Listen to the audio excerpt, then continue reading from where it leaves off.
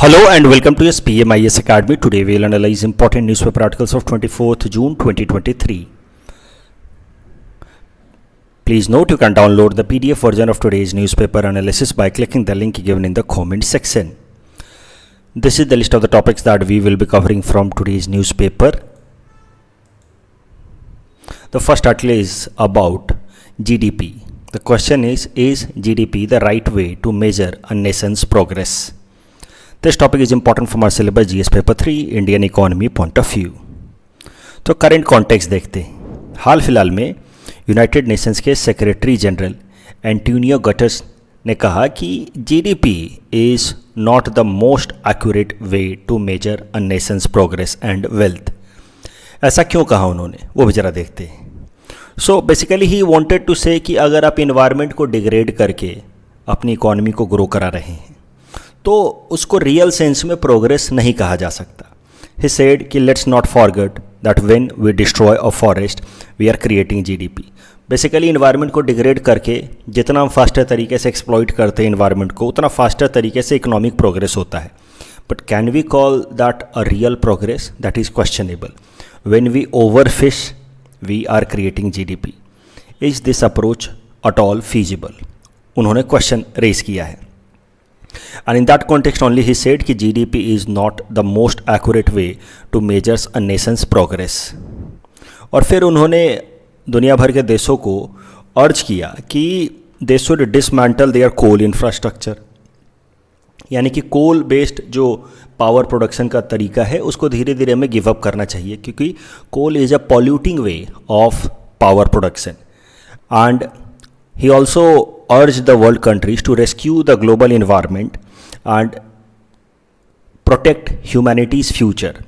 हमें अपने accounting system को बदलना होगा. अगर हमें दुनिया भर के एनवायरनमेंट को प्रोटेक्ट करना और अपने फ्यूचर को सिक्योर करना है कलेक्टिव तरीके से तो हमें अपने अकाउंटिंग सिस्टम को बदलना होगा. अकाउंटिंग सिस्टम से को बदलने से उनका मतलब है कि जिस तरीके से हम इकोनॉमिक प्रोग्रेस को मेजर करते हैं जिसमें सिर्फ और सिर्फ हम लोग कितना गुड्स एंड सर्विसेज प्रोड्यूस किए जीडीपी उसको मेजर करते हैं. But that is not the absolute way to measure a country's progress. हम लोग को अपने अकाउंटिंग सिस्टम बदलने होंगे. उसमें जो कंट्री पॉल्यूशन कर रहा है उसके लिए थोड़े बहुत रेस्ट्रिक्शंस होने चाहिए और जो देश पॉल्यूशन या वेस्ट को कर्ब कर रहा है उसको हमें इंसेंटिवाइज करना चाहिए. बट हो उल्टा रहा है. जो भी देश ज़्यादा से ज़्यादा पॉल्यूट करके या वेस्टेज जनरेट करके ग्रो कर रहे हैं they are ultimately consider to be the most developing या rich country. That should not be our way. We should change our way of looking things at economic progress. So what is the issue with this argument? इस argument में अब सुन के तो आपको लगेगा कि बिल्कुल सही बात कह रहे हैं वो, लेकिन इसमें एक प्रॉब्लम है. इस आर्गुमेंट को लेकर के कई सारे क्रिटिक्स हैं, खासकर डेवलपिंग देशों के क्रिटिक्स. जैसे हमारे देश से कई सारे इकोनॉमिस्ट ने इसको क्रिटिसाइज़ किया इस आइडिया को. They say that this is a slavish mentality of Antonio sahab. वो क्या कर रहे हैं समझिए. He is basically putting advanced countries narrative. जो विकसित देश हैं उनके व्यू पॉइंट को ही वो घुमा फिरा करके रख रहे हैं. जो एडवांस्ड डेवलप्ड कंट्रीज़ हैं उनके व्यू पॉइंट को वो सब्सटेंशिएट करने की कोशिश कर रहे हैं.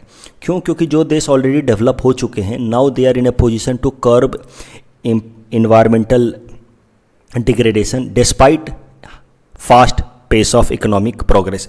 जो डेवलप्ड देश है उनके यहाँ रिन्यूएबल एनर्जी की बात हो गई या बेहतर टेक्नोलॉजी हो गया, बेहतर स्किल है, सब कुछ वो आ चुका है और अब वो उस पोजीशन में है कि वो कम इमिशन के बावजूद भी अपने इकोनॉमिक प्रोग्रेस को फ्यूल कर सकते हैं. लेकिन हमारे जैसे देश अभी हमारा वक्त आया है इकोनॉमिक प्रोग्रेस रजिस्टर करने का. और अब जब हम अब इकोनॉमिक ग्रोथ की तरफ बढ़ रहे हैं, फास्टर पेस से ग्रो कर रहे हैं. आपको पता है कि India is looking forward to become a $26 trillion economy by 2047. यानी कि अभी हम चाहें उससे लगभग 9 से 10 गुना बड़ी इकोनॉमी हम बनना चाह रहे हैं अगले 25 सालों में. तो इसके लिए हमें फास्ट पेस पे इकोनॉमिक ग्रोथ रजिस्टर करना होगा. और इसमें अगर हम लोग बहुत ज़्यादा इन्वायरमेंटल कॉन्शियस हो गए तो हमारे इकोनॉमिक ग्रोथ को हैम्पर हो सकता है.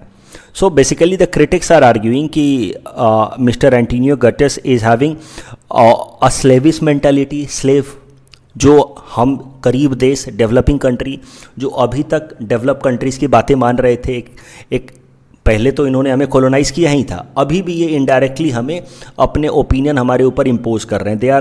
ही is basically advancing advanced countries narrative. और इस पूरे आर्ग्यूमेंट में एंटोनियो गटर्स ने कभी भी कॉमन बट डिफरेंशिएटेड रिस्पॉन्सिबिलिटी या पॉल्यूटर पेस प्रिंसिपल की चर्चा नहीं की है। तो आखिर क्या है ये कॉमन बट डिफरेंशिएटेड रिस्पॉन्सिबिलिटी, वो समझिएगा। इन्वायरमेंट से रिलेटेड ये सबसे इम्पॉर्टेंट प्रिंसिपल है वर्ल्ड वाइड, जिसको क्योटो प्रोटोकॉल के टाइम में अडॉप्ट किया गया था, the third conference of party of United nation framework convention of climate change. Common responsibility, पूरे दुनिया भर की कॉमन या कलेक्टिव तरीके से जिम्मेदारी है इन्वायरमेंट पॉल्यूशन को कर्ब करना, कॉमन रिस्पॉन्सिबिलिटी है। लेकिन जो रिस्पॉन्सिबिलिटीज़ हैं वो अलग अलग हैं, डिफरेंशिएटेड। हम सब कलेक्टिव तरीके से जिम्मेदार हैं इन्वायरमेंट पॉल्यूशन को कर्ब करने के लिए, बट कुछ देशों की जिम्मेदारी ज़्यादा है, कुछ की कम है। जो डेवलप्ड कंट्रीज़ हैं, जो एडवांस्ड इकोनॉमीज़ हैं, उनकी जिम्मेदारी ज़्यादा है। क्यों? क्योंकि अभी तक जो इन्वायरमेंटल पॉल्यूशंस हुए हैं उसमें सबसे ज़्यादा कंट्रीब्यूशन उन्हीं देशों का है। तो जो देश ऑलरेडी इन्वायरमेंटल पॉल्यूशन करके आगे बढ़ चुके हैं वो अभी तक की इन्वायरमेंटल पॉल्यूशन के लिए सबसे ज़्यादा रिस्पॉन्सिबल हैं और इन्वायरमेंटल पॉल्यूशन को कर्ब करने के लिए वो सबसे ज़्यादा कैपेबल भी हैं। तो इसीलिए उनकी जिम्मेदारी ज़्यादा होनी चाहिए। डिफरेंशिएटेड जो लीस्ट डेवलप्ड कंट्रीज़ हैं या डेवलपिंग कंट्रीज़ हैं उनकी जिम्मेदारियाँ थोड़ी कम होनी चाहिए। So this is the principle of common but differentiated responsibility and polluter pays। जिन लोगों ने अभी तक पॉल्यूट किया है एनवायरनमेंट को उनको ज़्यादा पे करना चाहिए एनवायरमेंटल अडाप्टेशन के लिए या मिटिगेशन के लिए, और जो देश गरीब हैं उनको कम करना चाहिए। लेकिन जिस तरीके से एंटोनियो साहब बात कर रहे हैं वो एक यूनिफॉर्म अप्रोच बता रहे हैं कि पूरे दुनिया भर को अपने कॉमर्शियल इंटरेस्ट को उनको कॉमर्शियल इंटरेस्ट को सब्सिडरी रखना चाहिए टू द इन्वायरमेंटल इंटरेस्ट। ऐसा करेंगे तो डेवलपिंग कंट्रीज़ फिर कैसे प्रोग्रेस कर पाएंगे। अब ये जो कॉमन बट डिफरेंशिएटेड रिस्पॉन्सिबिलिटी है या पॉल्यूटर पे प्रिंसिपल है, इसको थोड़ा और अच्छे से समझने की कोशिश कीजिए। इसको इकोनॉमिक पेपर में लाया जा सकता है या फिर एनवायरनमेंट में भी इस्तेमाल किया जा सकता है, और दोनों ही आइडियाज़ को मिला करके ऐसे में इस्तेमाल किया जा सकता है। समझिए कैसे। देखिए, कोई भी देश इसी स्टेज से होते हुए गुजरता है। जिस तरीके से यहाँ मैंने दिखाया है, एक जनरल अंडरस्टैंडिंग है कि कोई भी इकोनॉमी दुनिया की इन 3 फेजेज से होते हुए गुजरती है। General progression of any economy, सबसे पहले वो अपने allied agriculture and allied activities पे फोकस करते हैं। पहले एग्रीकल्चर में वो सेल्फ सस्टेनेबल होने की कोशिश करते हैं। जब एग्रीकल्चर में उन एक हाइट अटेन कर लेते हैं, सेल्फ सफिशिएंसी अटेन कर लेते हैं, तब धीरे धीरे वो अपने पॉपुलेशन को मोबिलाइज करते हैं, शिफ्ट करते हैं टू द मैन्युफैक्चरिंग सेक्टर। तो जब अपने पॉपुलेशन को वो मोबिलाइज करेंगे मैन्युफैक्चरिंग में, जब ज़्यादा से ज़्यादा लैंड वो इस्तेमाल करेंगे मैन्युफैक्चरिंग के लिए, तो नेचुरल सी बात है कि एग्रीकल्चर रिलेटेड जो प्रोडक्शन है वो थोड़ा डिक्लाइन होगा। तो जानबूझ करके जब देश अपनी इकोनॉमिक जो फोकस है उसको शिफ्ट करते हैं मैन्युफैक्चरिंग की तरफ, तो वो जानबूझ करके अपनी एग्रीकल्चर रिलेटेड जो प्रोडक्शन है ओवरऑल उसको डिक्लाइन कराते हैं, क्योंकि the population is shifting to manufacturing. और मैन्युफैक्चरिंग सेक्टर को एग्रीकल्चर से चाहिए होता है रॉ मटेरियल, और मैन्युफैक्चरिंग सेक्टर में जब मैस लेवल पे प्रोडक्शन होता है तो उनको चाहिए होता है मार्केट। तो इसी कारण से जब मैन्युफैक्चरिंग सेक्टर ग्रो करता है तो वो देश फिर वर्ल्ड वाइड ट्रेड के लिए अलग अलग जगहों पे जाते हैं, क्योंकि उनको चाहिए होगा रॉ मटेरियल, उनको चाहिए होगा मार्केट। तो जिन देशों में अभी भी इकोनॉमिक स्टेज फर्स्ट पे इकोनॉमिक एक्टिविटीज़ हो रही हैं एग्रीकल्चर वगैरह, उन देशों से इनको मिलता है रॉ मटेरियल, और उन देशों में ये फिर अपना मैन्युफैक्चर गुड्स जैसे कि कपड़े, जूते, वो सब बेचते हैं।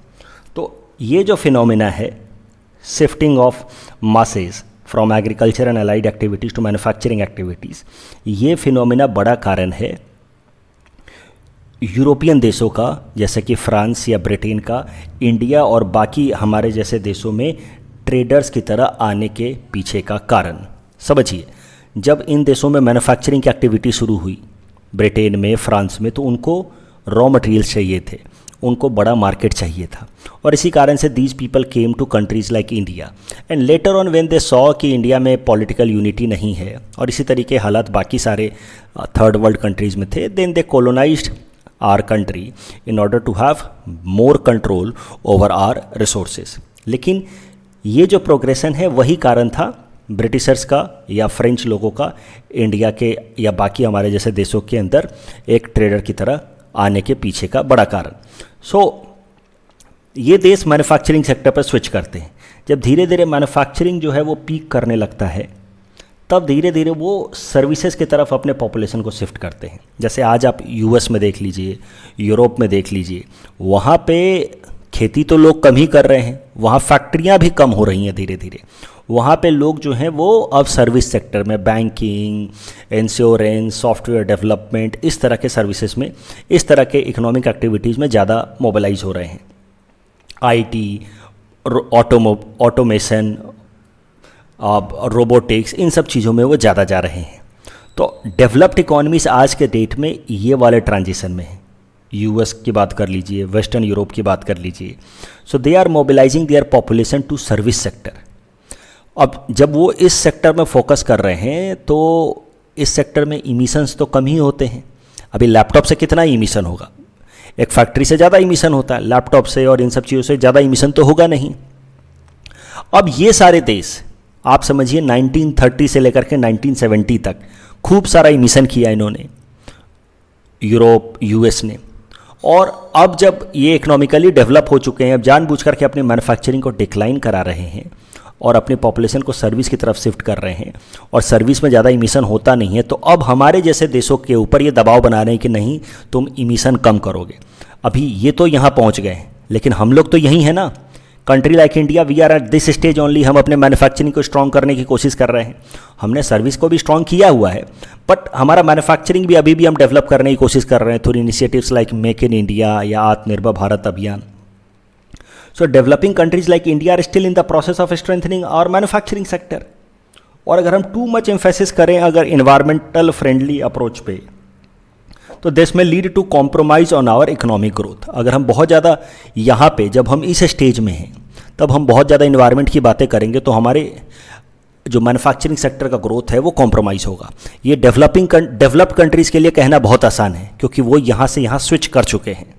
सो ये जो फिनोमिना है ये इकोनॉमी और इन्वायरमेंट दोनों का इंटरफेस वाला एरिया है, जहाँ पे अगर आप इस पॉइंट को हाईलाइट कर पाएँ एस्से में तो you will get better marks. पूरे दुनिया भर में दिक्कत क्या है?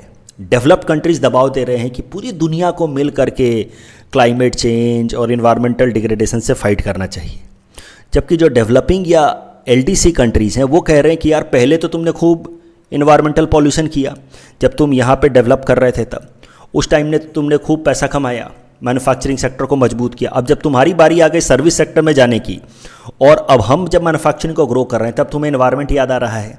And that is how this two economic structure या फिर डेवलप्ड इकोनॉमीज़ और डेवलपिंग इकोनॉमीज़ का दो अलग अलग फेज में होना as far as their economic progression is concerned, that is the basis for common but differentiated responsibilities and polluter pay principle.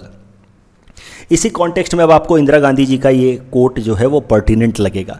Stockholm conference 1972 दुनिया का पहला global conference for environmental protection, सबसे मेजर कॉन्फ्रेंस स्टॉकहोम कॉन्फ्रेंस ही था 1972 का environment protection को लेकर के। Indira Gandhi was also very serious about environment protection and that is why after this conference only उन्होंने इंडिया के अंदर वाइल्ड लाइफ प्रोटेक्शन एक्ट कानून बनाया, जो सबसे स्ट्रॉन्ग स्ट्रिंजेंट लॉ है, नेशनल पार्क और वाइल्ड लाइफ सेंचुरीज को स्टैचूटरी प्रोविजन प्रोवाइड कराता है। लेकिन इस स्टॉकहोम कॉन्फ्रेंस में उन्होंने ये कोट दिया था, we do not wish to impoverish the environment any further and yet we can not for a moment forget the grim poverty of large number of people. Are not poverty and need the greatest polluter? तो एक थोड़ा सा अलग view point रख रहे हैं हम सब। इन्वायरमेंट प्रोटेक्शन की बातें करते हैं, लेकिन क्या गरीबी को बढ़ा करके इन्वायरमेंट को क्लीन रखना वो भी तो समझदारी नहीं है। Poverty itself is a polluter, this is what she means. तो भाई हम लोग तो अपने इकोनॉमिक प्रोग्रेस पे बहुत ज़्यादा लगाम नहीं लगा सकते in the name of environmental protection. अभी ये जो एक कॉन्ट्राडिक्शन है, यही कॉन्ट्राडिक्शन आज के डेट में क्लाइमेट चेंज से निपटने के पीछे सबसे बड़ा हिंड्रेंस बन रहा है, क्योंकि एक कलेक्टिव कंसेंसस नहीं है। कुछ देश ऑलरेडी बहुत ज़्यादा इमिशन कर चुके हैं और वो चाह रहे हैं कि यूनिफॉर्म तरीके से कानून बने पूरी दुनिया भर के लिए, पूरी दुनिया एक तरीके से एनवायरनमेंट डिग्रेडेशन और क्लाइमेट चेंज से फाइट करे। जो डेवलपिंग कंट्रीज़ हैं या लीस्ट डेवलप कंट्रीज़ हैं वो चाह रहे हैं कि डेवलप कंट्रीज ज़्यादा बड़ी जिम्मेदारी लें, और इस कारण से कोई एक कंक्रीट पॉलिसी निकल करके आ नहीं रही है। अभी एक पॉलिसी इस डायरेक्शन में बनाई जरूर गई थी 2009 में कोपेनहेगन समिट में of United nation framework convention of climate change. Developed countries ने प्रॉमिस किया कि हम बाय 2020 हर साल $100 बिलियन फंड कंट्रीब्यूट करेंगे। एक अलग से ग्रीन क्लाइमेट फंड बनेगा जिसमें हम लोग $100 बिलियन फंड देंगे, जिसका इस्तेमाल किया जाएगा डेवलपिंग कंट्रीज और एलडीसी कंट्रीज के अंदर क्लाइमेट चेंज और एनवायरनमेंट डिग्रेडेशन से निपटने के लिए। तो बेसिकली पॉल्यूटर पेज प्रिंसिपल पे ये पॉलिसी बनाई गई कि डेवलप्ड कंट्रीज़ 2020 से हर साल $100 बिलियन का कंट्रीब्यूशन देंगे ताकि वो डेवलपिंग कंट्रीज़ को हेल्प कर सके in fighting against climate change and environment degradation. वो बात अलग है कि 2020 को आए हुए और गए हुए 3 साल हो गए हैं, लेकिन अभी तक ये प्रॉमिस को ठीक तरीके से इम्प्लीमेंट नहीं किया गया है। तो ये है पूरे दुनिया भर में इन्वायरमेंट रिलेटेड सबसे बड़ा इशू। अगर आप इसको समझते हैं तो आप एक ठीक ठाक सा आंसर तो एनवायरनमेंट पे कभी भी लिख सकते हैं। एनवायरमेंटल पॉलिटिक्स पे कि क्या है सबसे बड़ा हिंड्रेंस। बाकी अगर आपको फैक्ट्स पता हैं कि क्योटो प्रोटोकॉल में annex 1 and non annex countries थे और वो इसी आइडिया पे बेस्ड था, तो of course you will fetch better marks. But environmental politics में सबसे बड़ा इशू यही है। The next article is about Vedas and Upanishads. This topic is important from our syllabus, GS paper 1, Indian philosophy point of view. Very important, very interesting. देखिए current issue पे आएंगे, लेकिन उसके पहले ज़रा समझ लीजिए कि हम जो हिंदू सैक्रेड टेक्स्ट हैं, जो भी हिंदू धर्म में माने जाने वाले इंपॉर्टेंट ग्रंथ हैं, उनको 2 पार्ट में ब्रॉडली डिवाइड किया जा सकता है, श्रुति एंड स्मृति। श्रुति जो है उसको माना जाता है that these way are revealed by God to humans. तो भगवान ने आकर के ऋषि मुनियों को ये सारी बातें बताई हैं, revealed by God to humans. Shruti सीधा सीधा भगवान ने हमें बताया है, ये भगवान की वाणी है आप कह सकते हैं। उसमें सबसे ऊपर हैं वेदास, जो 4 वेद, ऋग्वेद, यजुर्वेद, सामवेद एंड अथर्ववेद। फिर है ब्राह्मणास, जो वेदा से रिलेटेड रिचुअल टेक्स्ट हैं। फिर ये आरण्यकास, जो फॉरेस्ट बुक्स हैं। And then Upanishads. उपनिषद्स को हम लोग वेदांत भी कहते हैं, and of Vedas, highest fountain head of Veda, मतलब highest level of philosophical explanation of Veda, जिसको इस कारण से इसको वेदांत भी कहते हैं, उपनिषद्स को। ये सब है श्रुति। और फिर जो बाकी सैक्रेड टेक्स्ट हैं जैसे कि Mahabharat, Ramayana, Purana, Dharmashastra, they are known as smriti. Smriti मतलब texts that have been written by humans on the basis of the Shrutis only and that are being passed from generation to generation through memory। जैसे कि किसी ने महाभारत लिख दिया, किसी ने रामायण लिखा, राइट, पुराण लिखा गया, धर्मशास्त्र लिखे गए। और फिर अभी उस टाइम में तो पेड़ के लीव्स पे लिखे जाते थे, बार्क्स पे लिखे जाते थे, तो वो तो लंबे समय तक प्रिजर्व करके रखा नहीं जा सकता वो सारे टेक्स्ट। तो these texts and the content of these texts have been passed from generation to generation through memory। यानी कि एक जनरेशन ने दूसरे जनरेशन को कहानी सुनाई है कि महाभारत है, रामायण में ऐसे था, रामायण में भगवान राम थे। तो ये है स्मृति बेस्ड ऑन आवर मेमोरी। अब मैं थोड़ा सा इसको करंट कॉन्टेक्स्ट में ला रहा हूँ। कहीं भी मान लीजिए कहीं डिबेट चल रही हो तो आप कैसे इसका इस्तेमाल कर सकते हैं करंट टाइम में। आदि पुरुष मूवी को लेकर के बहुत ज़्यादा आपको पता है प्रोटेस्ट चल रहा है, फ्योरोर है, जनता के बीच में आक्रोश है कि आदि पुरुष में डिस्टॉर्टेड तरीके से रामायण को दिखाया गया है। बहुत सारे ऐसे डायलॉग्स हैं जो ऑब्जेक्शनेबल हैं। तो आखिर ये क्रिटिसिज्म हो क्यों रहा है, लोग क्यों इसका इतना ज़्यादा प्रोटेस्ट कर रहे हैं, उसके पीछे का जस्टिफिकेशन क्या है। मैं ये नहीं कह रहा कि प्रोटेस्ट होना चाहिए या नहीं होना चाहिए, लेकिन अगर जो लोग भी प्रोटेस्ट कर रहे हैं उनकी थॉट प्रोसेस क्या है। तो उनका कहना ये है अगर आप लॉजिकली सोचिए तो, बाकी तो कई सारे लोग बस ऐसे ही प्रोटेस्ट करते हैं without knowing the logic behind the protest, but logic क्या है वो समझिए कि हमारी जिम्मेदारी है ये सारी जो ग्रंथ हैं, महाभारत, रामायण, पुराण, धर्मशास्त्र, इसको एक जनरेशन से दूसरे जनरेशन में पास ऑन करने का, क्योंकि ये स्मृति के थ्रू ही एक जनरेशन से दूसरे जनरेशन में पास ऑन होती हैं।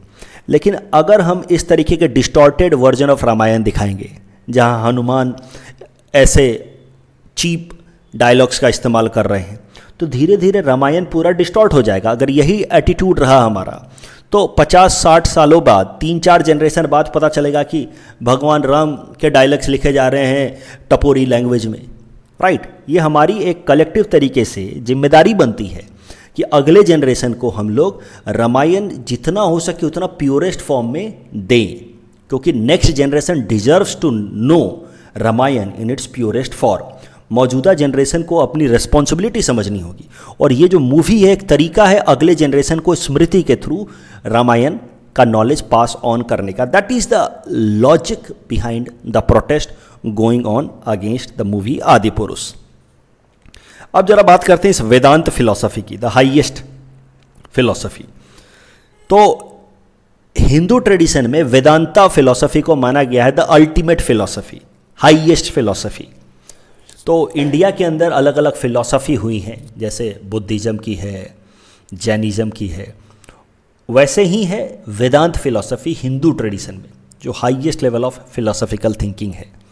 और वेदांत फिलॉसफी में बाकी सारे फिलॉसफिकल थिंकिंग की तरह ही वेदांत फिलॉसफी में भी जो सबसे बेसिक सवाल है वो यही है कि मैटर और सोल में ज़्यादा इम्पॉर्टेंट एंटिटी है क्या। क्योंकि पूरी दुनिया भर में एक तो मैटर है, जैसे हम अपने बॉडी को ही उठा लें, हमारा बॉडी मैटर है, लेकिन we are not just body, we are not just matter, we have a soul also, that no one can deny. तो इन दोनों में ज़्यादा इंपॉर्टेंट है कौन, और अल्टीमेट रियलिटी दुनिया की है क्या, ये सारी चीज़ें जो हैं, जैसे हर एक फिलॉसफी में वो सेंट्रल क्वेश्चन है, वेदांत फिलॉसफी में भी वो सेंट्रल क्वेश्चन है। और उसका जवाब देते हुए वेदांत फिलॉसफी कहते हैं जगत यानी कि the material world is an illusion. तो ब्रह्म सत्य, जगत मिथ्या। ब्रह्म, असली सत्य जो है वो ब्रह्म है, भ्रम नहीं, इल्यूजन नहीं, भ्रम नहीं, ब्रह्म। ब्रह्म सत्य, जगत मिथ्या। एंड अहम ब्रह्मास्मि, यही दो मेन फिलॉसफी हैं वेदांत की। हम खुद ब्रह्म हैं, यानी कि हमारा सोल जो है that is nothing but Brahman, and we all are interconnected. मेरा, आपका और पूरी दुनिया भर में जितने भी जीव जंतु हैं, सबका सोल मिला करके एक बड़ी सुपर नेचुरल एंटिटी है जिसको आप कह सकते हैं परमात्मा। वो सब एक ही है, ब्रह्म, और वही सत्य है। और ये जो जगत है, मटेरियल थिंग्स, दुनियादारी, पैसा, बंगला, गाड़ी, हमारी शरीर, शारीरिक इच्छाएं, pleasure seeking tendencies, carnal seeking instincts, carnal pleasure seeking instincts, ये सब मिथ्या है, मतलब लेसर रियलिटी है, इल्यूजनरी है। क्योंकि इसको इल्यूजनरी इसलिए कहा गया क्योंकि ये क्षणिक है, टेम्पररी है। रियलिटी उसी को कही जा सकती है जो एटर्नल है, परमानेंट है। तो ये है वेदांत की असली फिलॉसफी।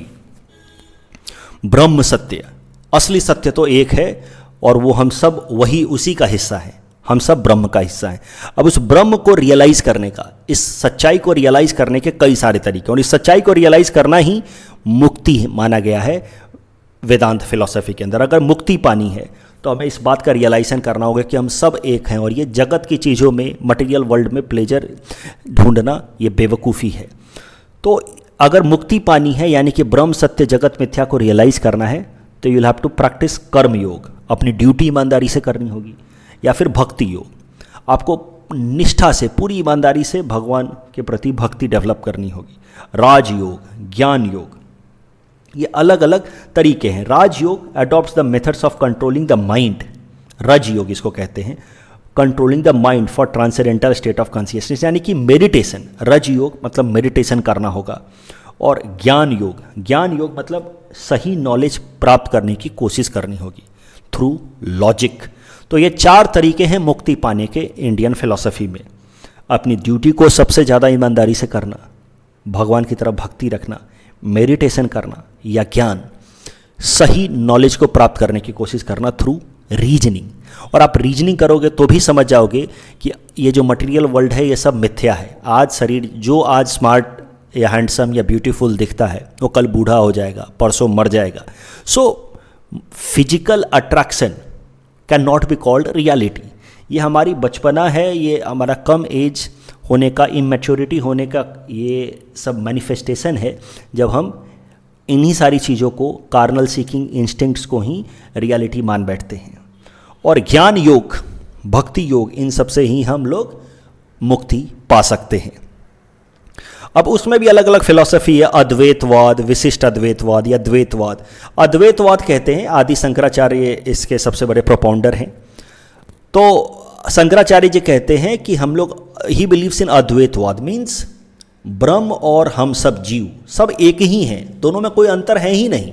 आप सबको जोड़ करके देखिए, वी ऑल आर वन, ब्रह्म ही हम, अहम ब्रह्मास्मि, हम ही तो ब्रह्म हैं, ब्रह्म सत्य जगत मिथ्या। लेकिन विशिष्ट अद्वैतवाद रामानुजाचार्य कहते हैं कि असल में हम एक हैं बट एग्जैक्टली एक नहीं है।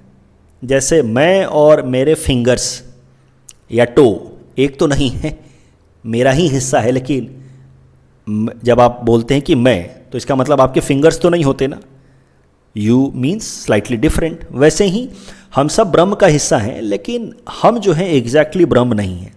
और द्वैतवाद कहता है कि हम ब्रह्म जैसे ही हैं, स्पिरिचुअल, बट ब्रह्म अलग है, हम अलग हैं, नेचर एक जैसा है।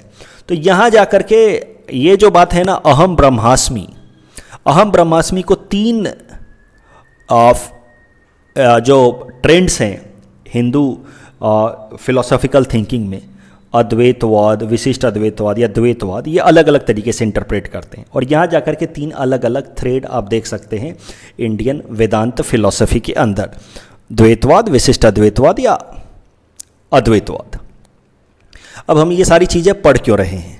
देखिए, आपको पता है कि हमारे प्रधानमंत्री जी अभी यूएस स्टेट विजिट पे थे कल तक, 23 जून तक, और वो कई सारे गिफ्ट्स लेकर के गए for US president Joe Biden and the first lady जिल बिडेन। और उसमें गिफ्ट्स में कई सारी चीज़ें थीं, जैसे कि 7.5 carat lab grown diamond and exquisite sandalwood box. उसमें वो लेकर के गए एक बुक, द 10 प्रिंसिपल उपनिषद्स। ये बुक 1937 में पब्लिश की गई थी। तो जो 10 उपनिषद से, मैंने आपको बताया उपनिषद या वेदांत के बारे में, जिसमें बेसिक फिलोसॉफिकल थिंकिंग है, ब्रह्म सत्य जगत मिथ्या, अहम ब्रह्मास्मि। मैंने इंडियन फिलोसफी के कोर को टच करने की कोशिश की है। इतनी बड़ी फिलोसफी है ये, उसको कोर को टच करने की कोशिश की है। अपने हिसाब से मैंने भरपूर कोशिश की है। अगर आपको मैं ये बात समझा पाया तो प्लीज़ कमेंट सेक्शन में लिख करके बताइए कि yes you could understand, because I literally felt like it is a difficult thing to do, that too in such a recorded manner. But नहीं हो पाया तो ठीक है, कभी क्लास में डिस्कस करेंगे, राइट। बट एक बार मुझे कमेंट सेक्शन में बताइए। अदरवाइज ऑलवेज फेल्ट लाइक कि मुझे कुछ फिलोसॉफिकल आइडियाज़ पे एक अलग से वीडियो बनाना चाहिए। स्टूडेंट्स को कुछ कुछ फिलोसफीज अच्छे से समझनी चाहिए, क्या है बुद्धिज़्म की फ़िलोसफी, ये वेदांत फिलोसफी अच्छे से समझनी चाहिए। तो मैं एक अलग से वीडियो बनाऊँगा चाहिए तो। बट आप एक बार कमेंट सेक्शन में बताइए कि आप समझ पाए कि नहीं समझ पाए। चलिए वापस मुद्दे पे आते हैं। 10 वेदांत या 10 उपनिषद, प्रिंसिपल उपनिषद कहे जाते हैं। ऐसा, केन, कठौ, प्रश्न, मुंडक, मुंडकाय, तैत्तरीय, ऐतरेय, छंदोग्य, बृहदनायिका। इन 10 उपनिषद को अंग्रेजी में ट्रांसलेट किया 1937 में श्री पुरोहित स्वामी जी ने एलोंग विथ W.B. यीट्स। और यही ट्रांसलेटेड बुक, ये देखिए, the 10 principal Upanishads by Shri Purohit Swami and W.B. Yeats, इसको गिफ्ट किया है, इसकी फर्स्ट कॉपी को गिफ्ट किया है हमारे प्रधानमंत्री जी ने to president and first lady of the US। तो पुरोहित स्वामी जी के अलावा W.B. यीट्स थे इसको ट्रांसलेट करने के लिए। He was the main person behind this translated book. तो W.B. यीट्स के बारे में ज़रा पढ़ते हैं। William Butler Yeats, influential figure in modern English literature, काफ़ी बड़ा नाम है इंग्लिश लिटरेचर में। और he is the person who is considered to be behind Irish literary revival and he also won Nobel prize in literature in 1923। ये सत्यमेव जयते, ये भी हमारे जो हमारा नेशनल मोटो है, ये भी एक उपनिषद से ही लिया गया है। इस पे UPSC प्रीलिम्स ने 2014 में सवाल पूछा था। आप इसका जवाब खुद ढूंढिए और खुद देने की कोशिश कीजिए। The next article is about India-US convergence at WTO, and this topic is important from our syllabus GS paper 3 Indian economy point of view. तो एक बात आपको पता होगी जब आप इंटरनेशनल रिलेशंस पढ़ते हैं, वर्ल्ड इकोनॉमी का इंटरनेशनल रिलेशंस पार्ट पढ़ते हैं, तो आपको पता होगा कि इंडिया और China show a lot of convergence और कंग्रुएंस eight WTO and a kind of dissension or you may say contradiction और conflict against US at WTO। तो WTO में इंडिया और चाइना के इंटरेस्ट काफ़ी ज़्यादा मिलते जुलते हैं और इंडिया और China align against the US। क्यों? इसके पीछे का कारण भी सरल है। इंडिया और चाइना दोनों ही देश WTO के अंदर डेवलपिंग कंट्रीज़ के ग्रुपिंग में कैटेगराइज्ड हैं और डेवलपिंग कंट्रीज़ के लिए नियम अलग है, जबकि US is consider to be the leader of developed countries. तो डेवलप कंट्रीज़ के लीडर होने के नाते US always finds itself at conflict with India and China. लेकिन करंट न्यूज़ इससे थोड़ा सा अलग है। करंट न्यूज़ क्या कहता है कि इंडिया और US ने WTO में चल रहे 6 डिस्प्यूट्स को आपस में मिलकर के रिजॉल्व करने का फैसला किया है rather than going to dispute settlement body of WTO। तो ये जो एक ट्रेंड है वर्ल्ड इकोनॉमी में कि India and China converge eight WTO against US, ये ट्रेंड थोड़ा सा चेंज होता हुआ दिख रहा है, वेयर यू सी कि India and US are now converging and we have decided कि will resolve 6 major disputes on our own rather than taking it to the platform of WTO। ये डिस्प्यूट्स जो हैं अलग अलग मामलों पे हैं, जैसे कि countervailing duty on carbon steel from India. तो कई सारी चीज़ों पे इंडिया ने, अब सारी डिटेल में पढ़ने की ज़रूरत नहीं है, लेकिन कई सारी चीज़ों पे इंडिया ने टैक्सेस बढ़ा दिए US प्रोडक्ट्स के, और उस पर रेसिप्रोकेट करते हुए US ने भी कई सारी चीज़ें जो इंडिया से एक्सपोर्ट होती हैं US पे उस पर टैक्सेस बढ़ाए थे। तो एक तरीके का टैरिफ वॉर शुरू हो गया था इंडिया और US के बीच में during the Donald Trump regime. उसको अपने लेवल पे एड्रेस करने का फैसला किया है इंडिया और US ने। तो एक बड़ी बात है, दोनों ही देश अब सिर्फ डिफेंस ही नहीं, इकोनॉमिक फील्ड में भी कॉन्ग्रुएंस डेवलप करने के लिए काम कर रहे हैं। इस टॉपिक के बेसिस पे UPSC प्रीलिम्स ने 2016 में क्वेश्चन पूछा था। अगेन ये क्वेश्चन थोड़ा अलग है, ब्लू बॉक्स एम्बर बॉक्स इससे रिलेटेड है। मैं उम्मीद करता हूँ कि आपको WTO के बारे में इतना तो पता ही होगा। Please attempt this question and you can submit the answer in the comment section. एक मेंस प्रैक्टिस क्वेश्चन भी हमने दिया है WTO के ऊपर। जो स्टूडेंट्स इस साल मेंस लिख रहे हैं उनके लिए इंपॉर्टेंट है, आप पढ़ सकते हैं। इसमें WTO से रिलेटेड सारी डिटेल वाली बातें हैं, क्या डिस्प्यूट चल रहा है और क्या सॉल्यूशन हो सकते हैं। The next article is about युवा and बाल साहित्य पुरस्कार. This topic is important from our syllabus GS paper 5 Assam issues point of view. छोटा सा न्यूज़ है, PT पर्सपेक्टिव से ज़्यादा इंपॉर्टेंट है। हर साल साहित्य अकादमी अवार्ड दिए जाते हैं युवा और बाल कैटेगरी में भी, यानी कि चिल्ड्रन बुक के लिए भी और यंग राइटर्स को दिए जाते हैं। तो असम से 5 लोगों को युवा और बाल साहित्य पुरस्कार अभी हाल फिलहाल में दिया गया है।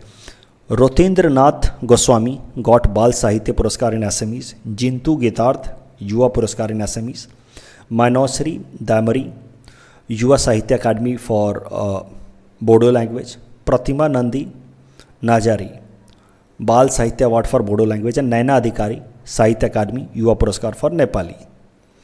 हर एक विनर को एक कॉपर प्लेक और 50,000 रुपये का चेक दिया जाएगा। PT से पहले, APSC PT से पहले इसको रटना होगा।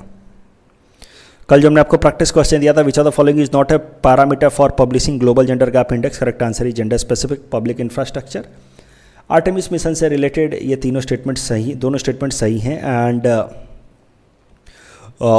विच are the following statement is correct. पहला स्टेटमेंट गलत है, Ethiopia opens in Red Sea, statement गलत है क्योंकि Ethiopia is a land locked country. Blue Nile originates from Lake Tana, that is correct. That's all from our side for today. Thanks for watching.